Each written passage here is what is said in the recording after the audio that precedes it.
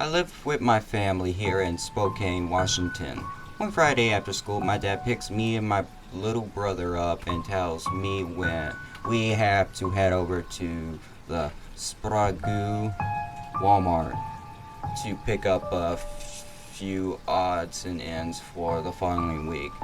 I was excited to just get home so I could start my weekend already, but I didn't mind going over to Walmart with him since I figured I puppy dog guys him into buying a few extra sweet treats for me to enjoy. That and the alternative was to walk home, and since it looked like it was going to rain, I know I'd chosen the better option. So we wander around Walmart for a little while, talking to him about how school was going and what our family plans were for the weekend. Or I get Dad to agree to drive me over to a friend's house the next morning in exchange for a promise that I'll get all my homework done that evening.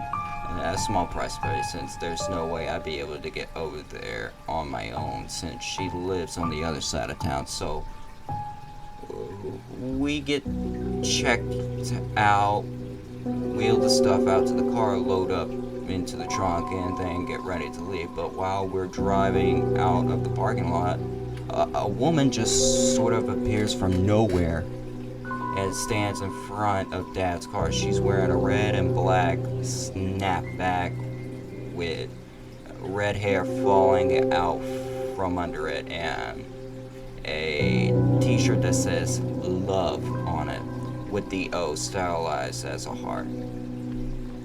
Her clothes aren't dirty or anything, but she looks seriously methed out.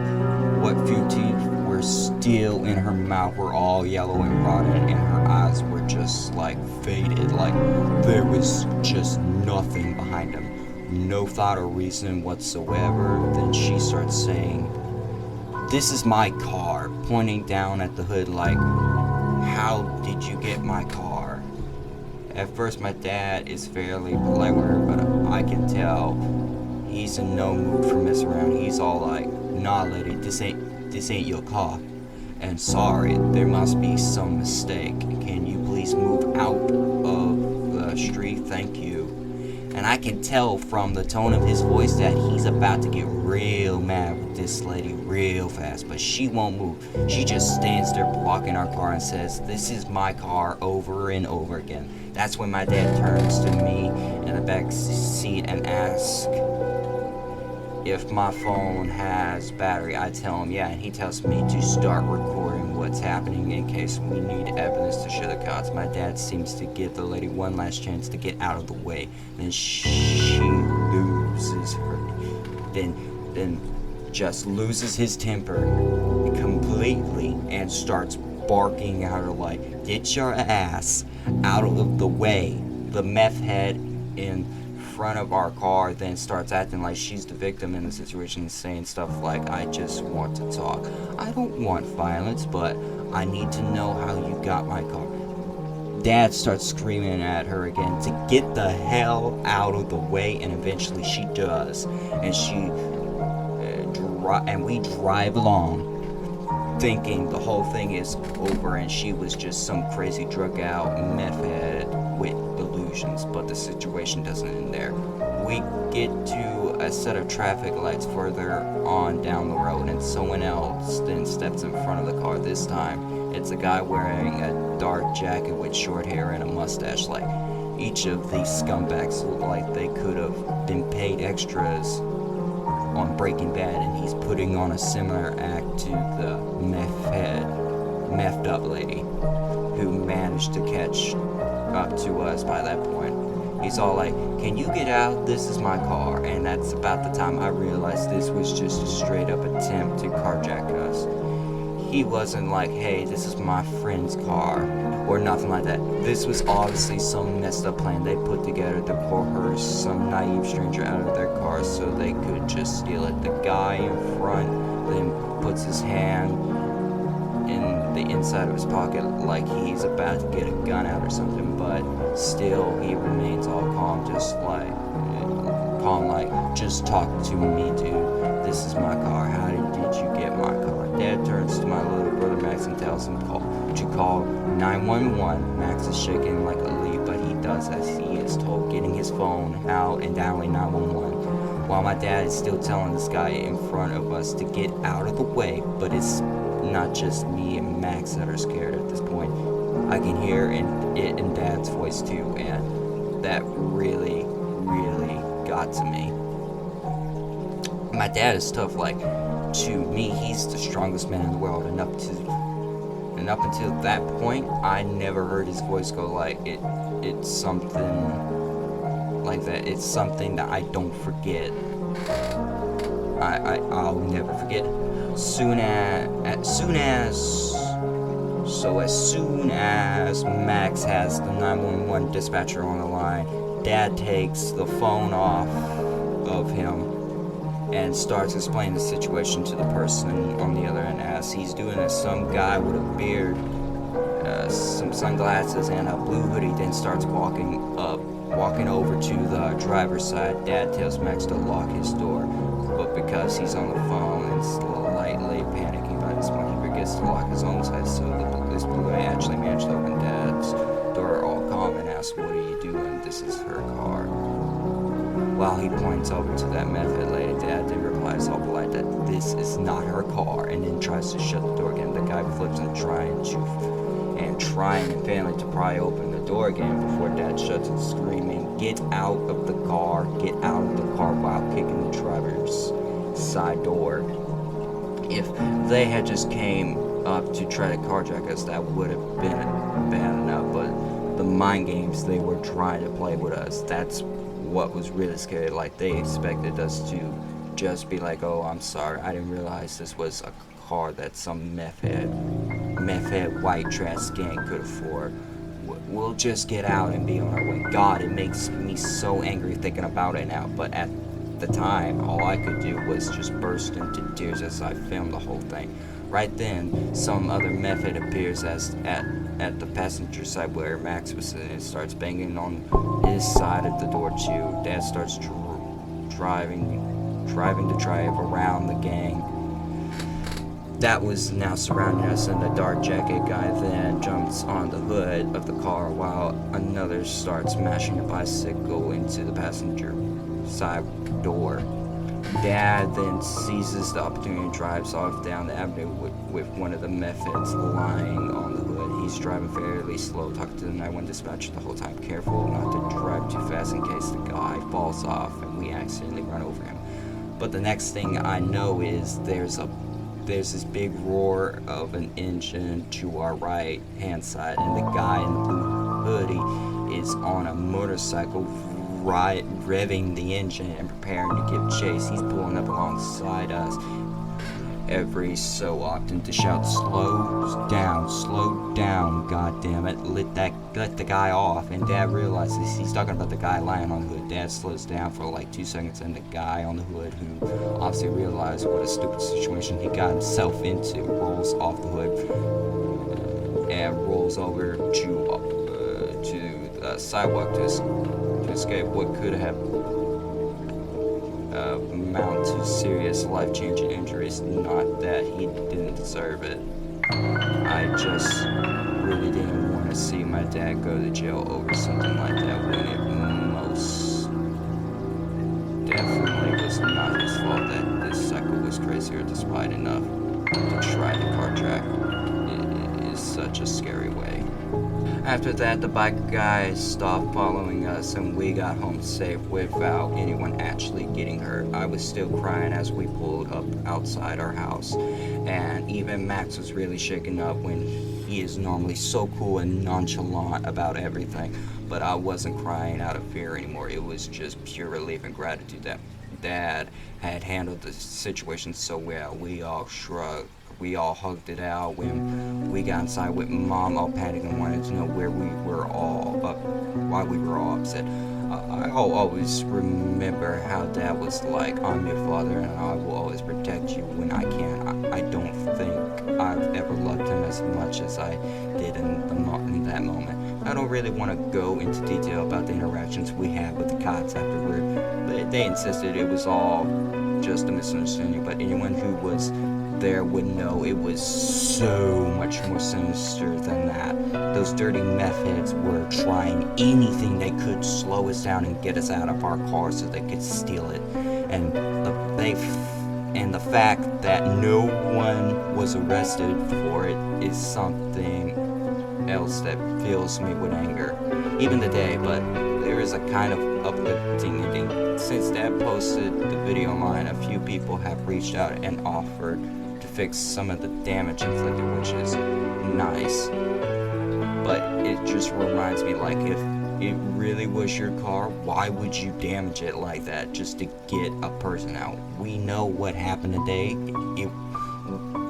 It was no misunderstanding. It was a stupid plan to rob us that only a bunch of messed up crackheads could have dreamed of, and it failed just like they failed in their miserable lives and ended up on the street having to rob people. I have no idea of the things that went wrong for them to end up like that, and maybe I shouldn't be so quick to judge them since I don't know what they've been through, but I do know one thing for absolute certain, and that's that I have the best dad a girl could possibly wish for, and I love him with all my heart.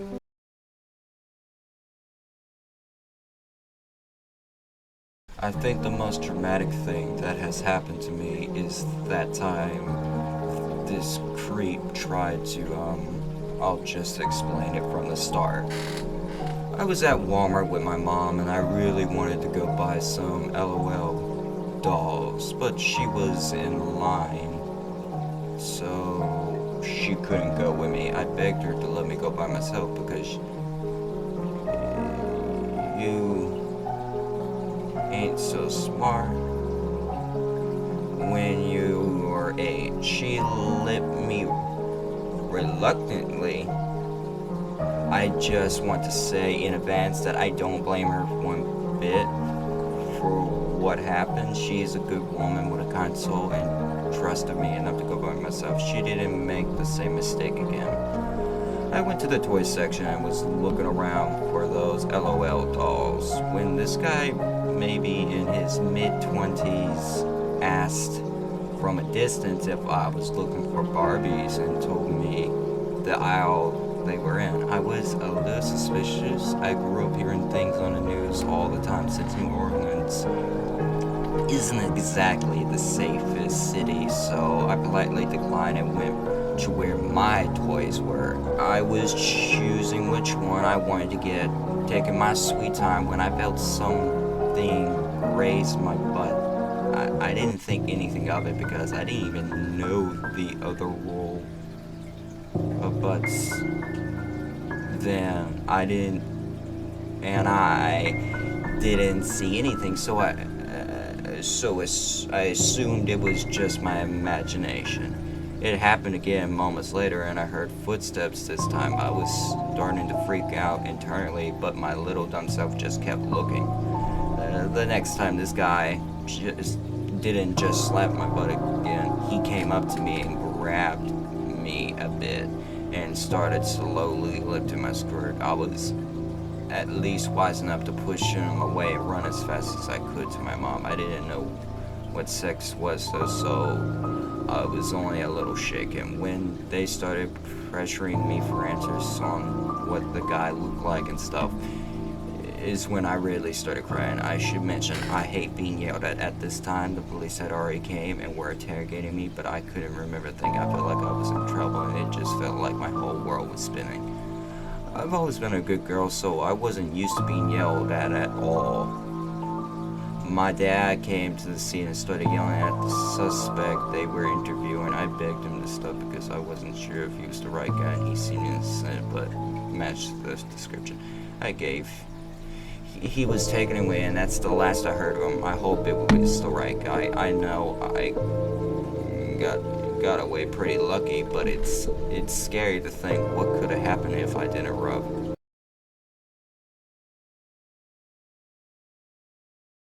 In October of 2017, I managed to land myself a part-time job at my local Walmart here in Thornton, Colorado, a fairly large suburb of Denver.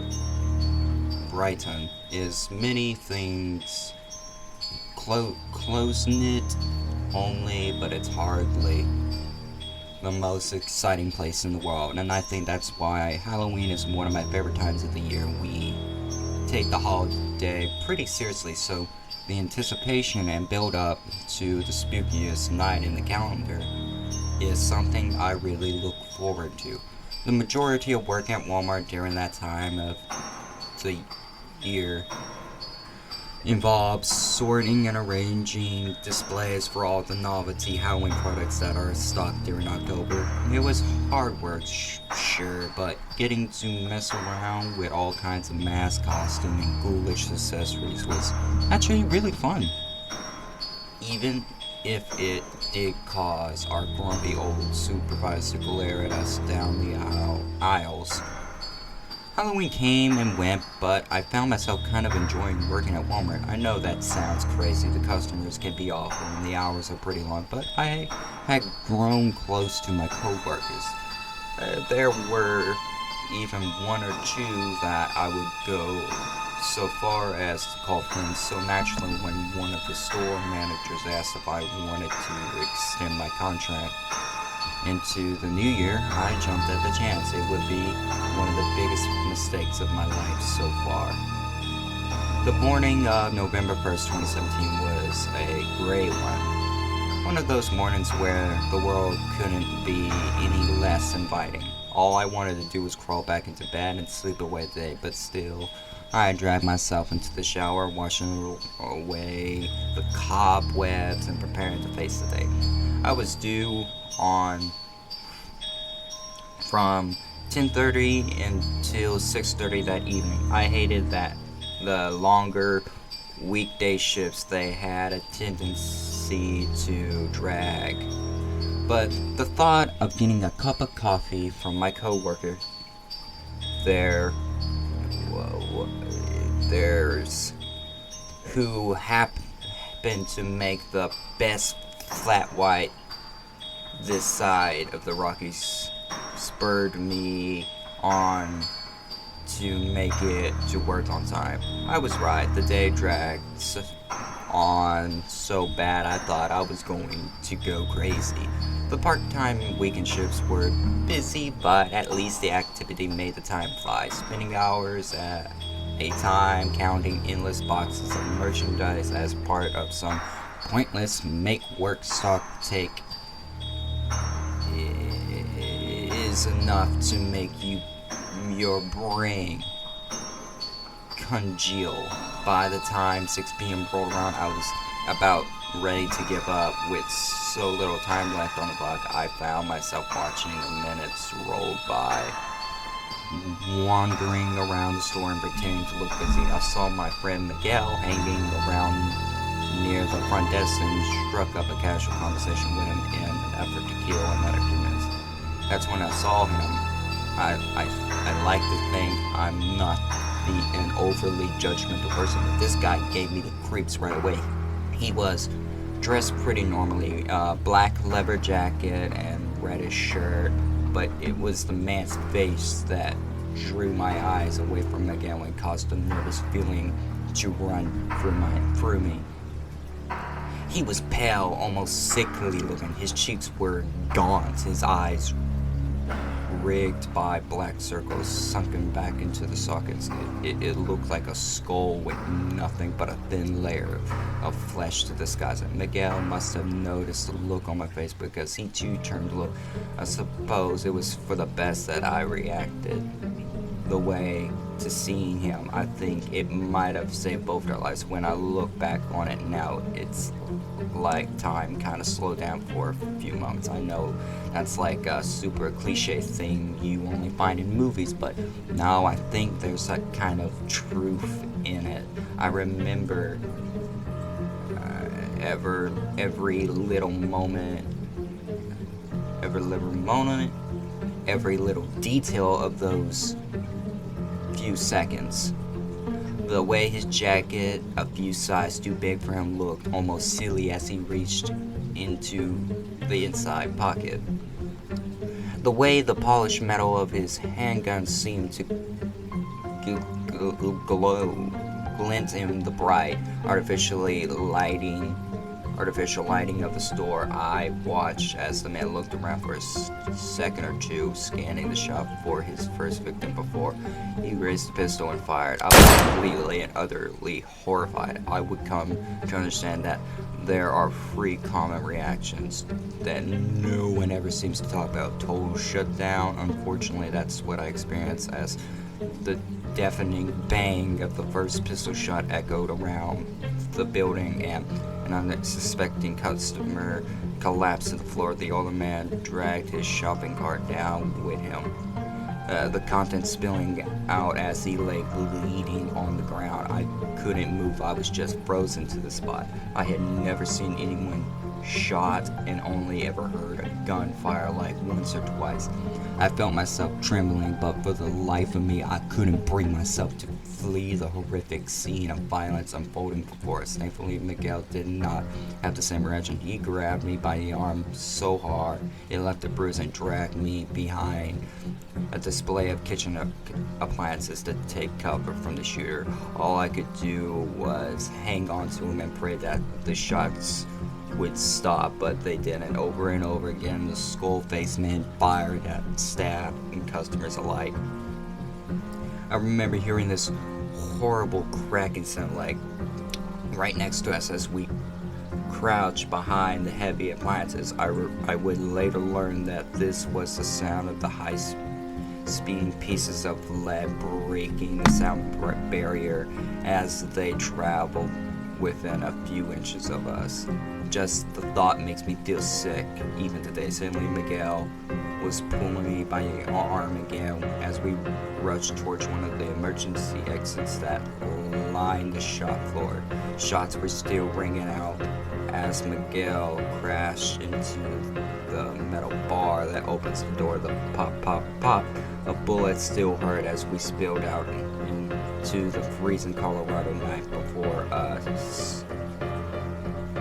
Were two young children, maybe only about 7 or 8 years old. They were crying, asking for their dad. Those poor things had no idea what was going on, only that a bad thing was happening, and they couldn't find their father. We tried to comfort them for a few minutes while the sound of police sirens grew louder and louder until the parking lot was awash with the blue flashing lights of cop cars and other emergency vehicles. We eventually reunited the kids with their father, and he openly wept as he thanked us for finding his children. Miguel was struggling to hold back the tears, but I completely broke down by that point.